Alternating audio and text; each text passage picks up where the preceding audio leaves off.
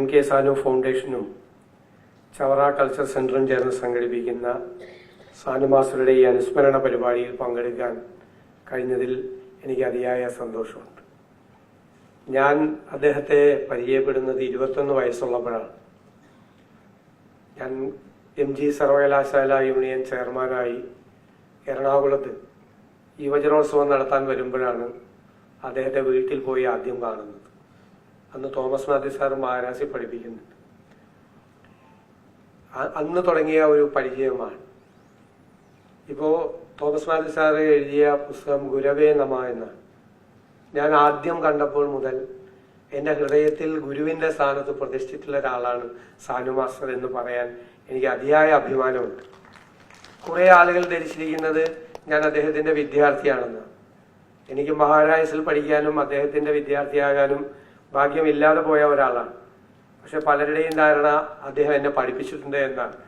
ഞാനും അത് ഇല്ല എന്ന് പറയാറില്ല.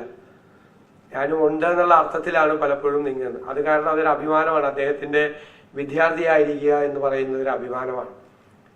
ഇവിടെ തോമസ് മാത്യു സാർ ചോദിച്ചതുപോലെ ഏത് കാര്യം ചോദിച്ചാലും അതിനപ്പം ഉത്തരവുണ്ടാവും. സാഹിത്യവുമായി ബന്ധപ്പെട്ട, സാഹിത്യത്തിന്റെ ചരിത്രവുമായി ബന്ധപ്പെട്ട, ലോക വിശ്വസാഹിത്യവുമായി ബന്ധപ്പെട്ട ഏത് എഴുത്തുകാരനെ പറ്റി ചോദിച്ചാലും, ഏത് കൃതിയെ കുറിച്ച് ചോദിച്ചാലും അപ്പോൾ അങ്ങനെ തുടങ്ങും. പിന്നെ അതിൻ്റെ എല്ലാ മുഹൂർത്തങ്ങളെയും കുറിച്ചും കഥാപാത്രങ്ങളെയും കുറിച്ചും ഞാൻ ഇത്രമാത്രം ഓർമ്മശക്തിയുള്ള ഒരു വായനക്കാരനെ ഞാൻ കണ്ടിട്ടില്ല.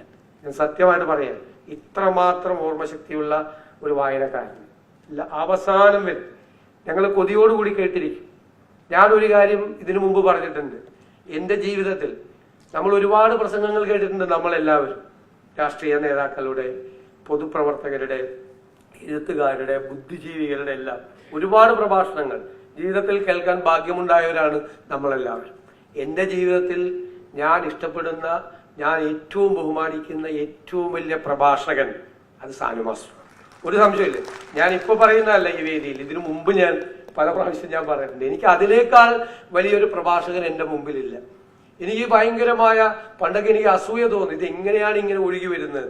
അവസാന സമയത്ത് പോലും അദ്ദേഹത്തിന് തീരെ ആരോഗ്യം ഇല്ലാതിരുന്നൊരു സമയത്ത് പോലും അദ്ദേഹത്തിന്റെ വേദിയിലെ പ്രസംഗങ്ങൾ കേൾക്കാൻ കൊച്ചിയിലെ തന്നെ BTH വെച്ചും മറ്റു പല സ്ഥലത്ത് വെച്ചും ഞാൻ പ്രസംഗങ്ങൾ കേട്ടിട്ടുണ്ട്. ഒഴുകി വരികയാണ്. ഇങ്ങനെ സംസാരിക്കുന്നതിന്റെ ഇടയിൽ പുസ്തകങ്ങൾ, എഴുത്തുകാർ, അതിലെ കഥാപാത്രങ്ങൾ, അതിലെ പറഞ്ഞ പ്രത്യേകതകൾ, ആ വിഷയവുമായി ഇതുപോലെ കണക്ട് ചെയ്യാൻ പറ്റുന്ന ഒരാൾ, സംസാരിക്കുന്ന വിഷയവും തൻ്റെ വായനയുമായി, തൻ്റെ ഇത്രയും വർഷക്കാലത്തെ അനുഭവവുമായി ഇതുപോലെ കണക്ട് ചെയ്യാൻ പറ്റാവുന്ന ഒരാളെ ഞാൻ ഇതുവരെ കണ്ടിട്ടില്ല.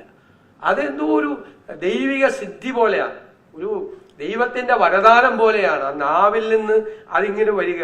നമ്മൾ അത്ഭുതത്തോടു കൂടി, ഞാൻ ഒരുപാട് സദസ്സുകളിൽ അദ്ദേഹത്തിന്റെ പ്രസംഗങ്ങൾ കേട്ടിരുന്ന ഒരാളാണ്. എന്നെ ഏറ്റവും ആകർഷിച്ചിട്ടുള്ളത് ഒരു പ്രഭാഷകൻ എന്നുള്ള രീതിയിൽ തന്നെയാണ് അദ്ദേഹം. അദ്ദേഹത്തിന്റെ വായനയുടെ ആഴം എന്താണെന്ന് ഏറ്റവും കൂടുതൽ അടുത്തറിയുന്നത് ആ പ്രഭാഷണത്തിലൂടെയാണ്. എനിക്ക് മറ്റൊരവസരം കൂടി ഉണ്ടായിട്ടുണ്ട്. ഞാൻ ഡയലോഗ് വിത്ത് VDS എന്ന് പറഞ്ഞ കോവിഡ് കാലത്ത് ഇങ്ങനെ വെറുതെ ഇരുന്ന സമയത്ത് ഒരുപാട് ആളുകളുമായി ബന്ധപ്പെടാൻ, പ്രധാനപ്പെട്ടവരുമായി ബന്ധപ്പെടാൻ, ഇന്റർവ്യൂ നടത്താൻ ഞാൻ അദ്ദേഹത്തോട് ചോദിച്ചു, എനിക്ക് അതിന് അർഹതയുണ്ടോന്ന് അറിയില്ല, അദ്ദേഹത്തെ എനിക്ക് ഇന്റർവ്യൂ ചെയ്യണമെന്ന്. അപ്പൊ തന്നെ സമ്മതിച്ചു. ഞങ്ങള് അദ്ദേഹത്തെ ബോൾഗാട്ടി പാലസിൽ കൊണ്ടുപോയി. അവിടെയൊക്കെ അദ്ദേഹം വന്നു. അതിമനോഹരമായ ഒരു ഇന്റർവ്യൂ. എനിക്കറിയാലോ, വെറുതെ തുടങ്ങി വെച്ചാൽ ഇന്റർവ്യൂവർക്ക് വലിയ റോളൊന്നുമില്ല. ഞാനാകെ 4-5 ചോദ്യമേ ചോദിച്ചിട്ടുള്ളൂ. പക്ഷെ എവിടെ കൊണ്ട് അദ്ദേഹത്തെ കൊണ്ട് സംസാരിപ്പിക്കണം എന്ന് എനിക്ക് അറിയാമായിരുന്നു ആ ഇന്റർവ്യൂവിൽ. അതുകൊണ്ട് ഞാൻ വളരെ കുറച്ചാണ്, ഞാൻ അത്രയും നടത്തിയ ഇന്റർവ്യൂവിൽ ഏറ്റവും കുറച്ച് ഞാൻ സംസാരിച്ചിട്ടുള്ളത്. സാധാരണ ഇന്റർവ്യൂവിലേക്ക് ഇന്റർവ്യൂമാരാണല്ലോ കൂടുതൽ സംസാരിക്കുന്നത്, അതറിയാലോ. ഇന്റർവ്യൂ നടത്താൻ വന്നിരിക്കുന്ന ആളുടെ ഗതികേടായിരിക്കും പലപ്പോഴും, മറ്റേ ആൾ തന്നെ സംസാരിച്ചുകൊണ്ടിരിക്കും. ഞാനും അങ്ങനെ കൂടുതൽ സംസാരിക്കുന്ന കൂട്ടത്തിൽപ്പെട്ട ഒരാളാണ്. പക്ഷെ മാഷിന്റെ അടുത്ത് മാത്രം ഞാൻ അദ്ദേഹത്തിന്റെ മർമ്മം കണ്ടറിഞ്ഞ് അദ്ദേഹത്തെ കൊണ്ട് സംസാരിപ്പിക്കാൻ, പിന്നെ ഞാൻ പറഞ്ഞാൽ ഒഴുക്കായിരുന്നു. എനിക്ക് അതിന് ഭയങ്കരമായ, അത് നല്ല വൈറലുമായി അദ്ദേഹവുമായിട്ട് നടത്തിയ ഇന്റർവ്യൂ. ഒരു വായനക്കാരൻ എന്നുള്ള നിലയിൽ ഞാൻ അദ്ദേഹം എഴുതിയ ആദ്യത്തെ പുസ്തകം വായിക്കുന്നത് ചങ്ങമ്പുഴയെ കുറിച്ച് നക്ഷത്രങ്ങളുടെ സ്നേഹവാചനം എന്ന് എഴുതിയ പുസ്തകമാണ് ആദ്യം വായിക്കുന്നത്. ചങ്ങമ്പുഴ കവിത പോലെ തന്നെ മനോഹരമാണ്. ചങ്ങമ്പുഴയെ ഇതുപോലെ മനോഹരമായി മറ്റൊരാരെങ്കിലും അവതരിപ്പിച്ചിട്ടുണ്ടോ എന്ന് എനിക്കറിയില്ല. ഞാൻ ആ പുസ്തകം വായിച്ചു കഴിഞ്ഞിട്ട് ചങ്ങമ്പുഴ കവിതകൾ മുഴുവൻ രണ്ടാമത് വായിച്ചു. ഈ പുസ്തകം നമ്മളെ ഇൻസ്പയർ ചെയ്യാൻ വീണ്ടും, മറ്റത് കുറച്ച് കവിതകൾ എല്ലാവരും പാടി നടക്കുന്ന കുറെ കവിതകളല്ലാതെ ഞാൻ ചങ്ങമ്പുഴ കവിതകൾ മുഴുവൻ വായിച്ചിട്ടുണ്ടായില്ല. പക്ഷേ നക്ഷത്രങ്ങളുടെ സ്നേഹവാചനം എന്ന ചങ്ങമ്പുഴയെ കുറിച്ച് അദ്ദേഹം എഴുതിയ പുസ്തകം വായിച്ചതിന് ശേഷമാണ് ഞാൻ മുഴുവൻ ചങ്ങമ്പുഴ കവിതകളുടെ സമാഹാരം. അന്നൊക്കെ ഇത്തിരി പാടാണ് ഇത്രയും പുസ്തകമൊക്കെ, ഇപ്പോഴത്തെ പോലെ എളുപ്പമില്ല പുസ്തകം കിട്ടാൻ. ഒരുപാട് ഓടി നടക്കണം, എല്ലാ ലൈബ്രറിയിൽ പോലും എല്ലാ പുസ്തകവും ഉണ്ടാവില്ല. പക്ഷെ ഓടി നടന്ന് ഇതുപോലെ സമാഹാരങ്ങൾ മുഴുവൻ കിട്ടുന്നതല്ല. ഇപ്പോ ചങ്ങമ്പുഴയുടെയൊക്കെ സമാഹാരം നമുക്ക് കിട്ടും.